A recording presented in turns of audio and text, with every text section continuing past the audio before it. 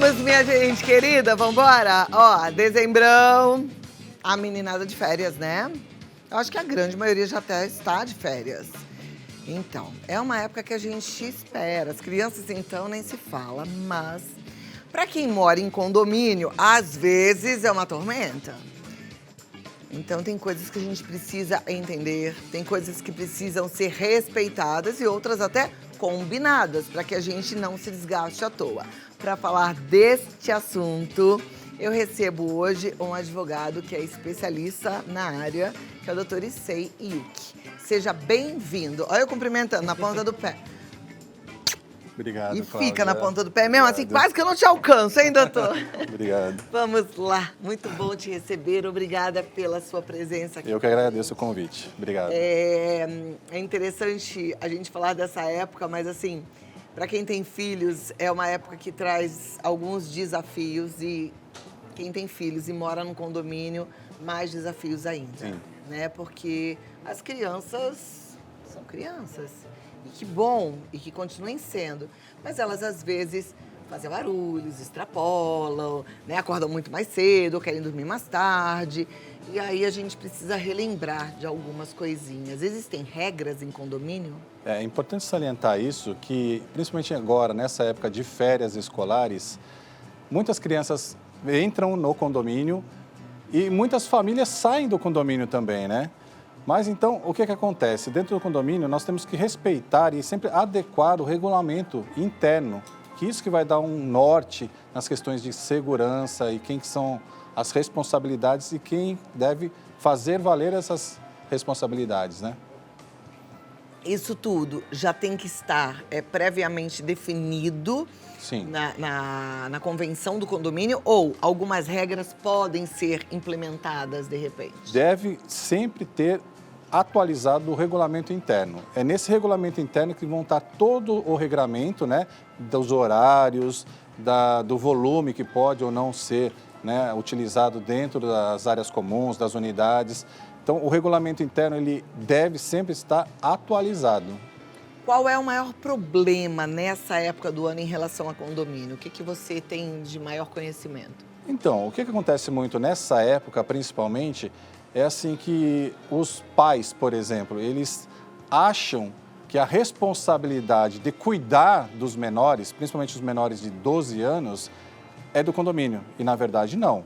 A responsabilidade da segurança e do convívio nas áreas comuns são dos pais ou dos responsáveis. Eles acham que é responsabilidade do segurança, por exemplo, se o filho está brincando na garagem e, de repente, um carro sai e acaba causando um acidente. Então, essa responsabilidade de circulação nas áreas comuns, elevadores, piscinas, academia, a responsabilidade é dos pais. A responsabilidade do condomínio é manter todos esses equipamentos e todas as áreas comuns em perfeitas condições de uso. Essa é a responsabilidade do condomínio. A questão da segurança é dos pais ou responsáveis. Claro que os funcionários vão estar ali, vão estar orientando e tal, mas a responsabilidade são dos pais. Você falou de piscina e eu me lembrei dos clubes, né, que não é um condomínio e que sempre tem um salva-vidas de plantão. E no condomínio a gente não tem um salva-vidas ali de plantão.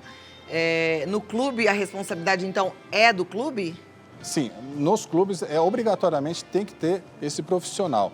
Em alguns condomínios, clubes de maior porte, eles já incorporam um salva-vidas, um guarda-vidas nas áreas da piscina. Mas em condomínios menores não existe esse profissional. Por isso que eu falo, a responsabilidade pela segurança dos menores são dos pais e responsáveis. Perfeito. Em relação a barulho, tem criança que acorda muito cedo, né? E faz já muito barulho. E aí os pais falam, não posso fazer nada, meu filho está de férias. Existe regra?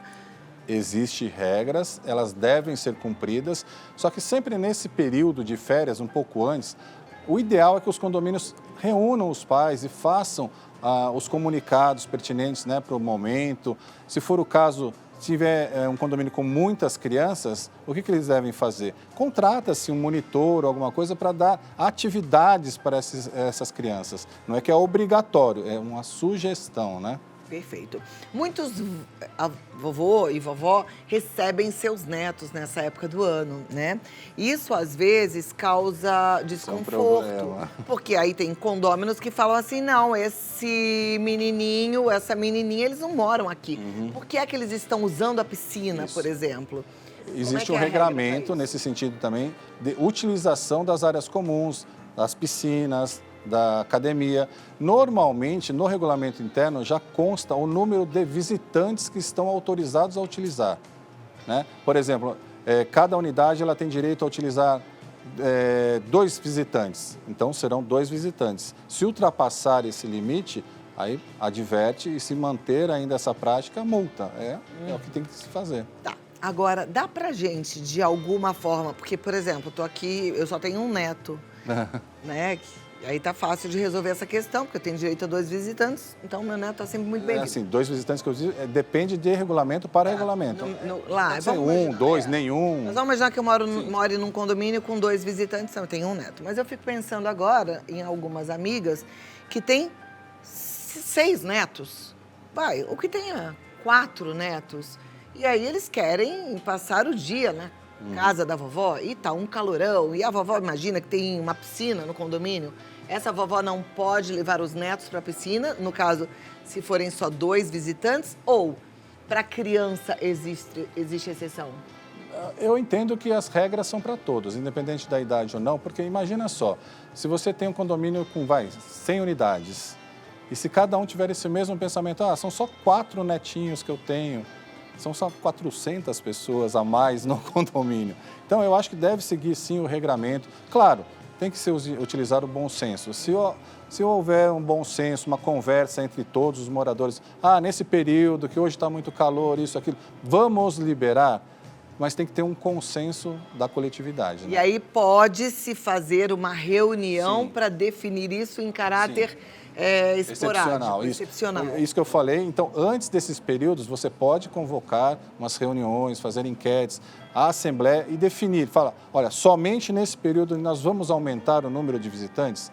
Pode-se. É o bom senso. Porque assim, é tão interessante isso, né? Por exemplo, na minha casa já moraram 4 pessoas, 5 pessoas. Agora, eu e o meu marido, somos 2.